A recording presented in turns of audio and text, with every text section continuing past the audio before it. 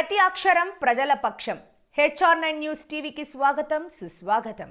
శిథిలావస్థకు చేరుకున్న ఆర్టీసీ బస్టాండ్ను ఈ నెల చివరి నుండి పునర్నిర్మాణ పనులు ప్రారంభం చేస్తున్నట్లు బద్వేలు డిపో మేనేజర్ నిరంజన్ తెలిపారు. కడప జిల్లా పోరుమామిల ఆర్టీసీ బస్టాండ్ను బద్వేలు డిపో మేనేజర్ నిరంజన్ పరిశీలించారు.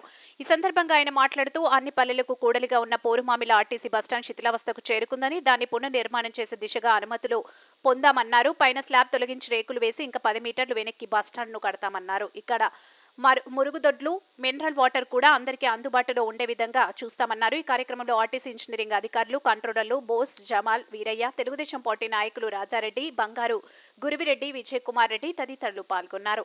HR9 న్యూస్ ఏపీ తెలంగాణ రాష్ట్ర ఇన్ఛార్జ్ ఎం రామచంద్రయ్య, ఏపీ ఇన్ఛార్జ్ హృదయనాథ్, కడప జిల్లా స్టాఫ్ రిపోర్టర్ గంగా సుబ్బారాయుడు. ఇది మొత్తం స్లాబ్ తీసేసి పైన ఏసీ గాలోలం రూఫ్ తోటి ఇది చేయడానికి ప్లాన్ చేస్తాం.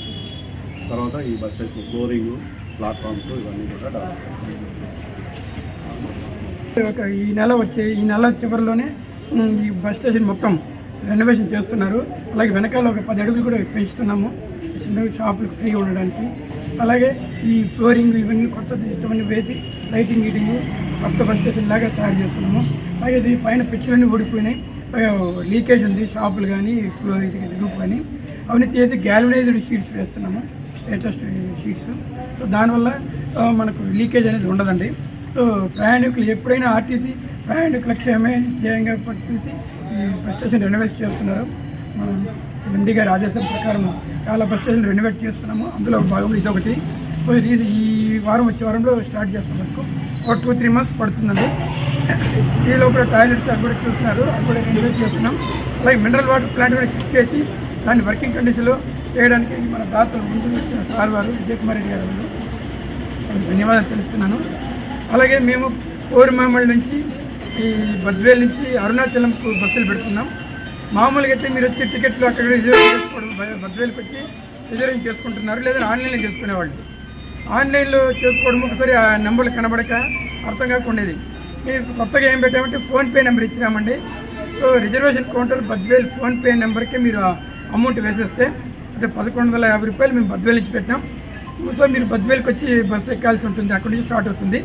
సో మీరు 1150 రూపాయలు ఫోన్పే చేస్తే మీకు టికెట్ వాట్సాప్లో పెడతాము. మీ వాట్సాప్ నెంబర్ నుంచి కాల్ చేస్తే ఆ నెంబర్ వాట్సాప్ పెట్టి ఆ టికెట్స్ కౌంటర్లోనే ఉంటుంది.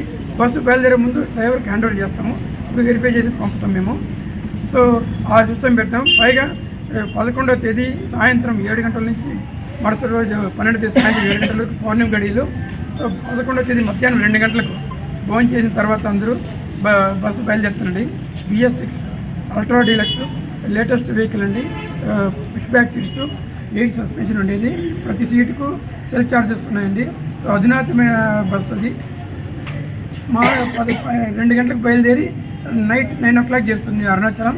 గిరి ప్రదర్శన చేసుకొని మార్నింగ్ దర్శనం చేసుకొని మళ్ళీ మీరు మీ టిఫిన్ భోజనం చేసుకొని 10-11 బయలుదేరుతుంది.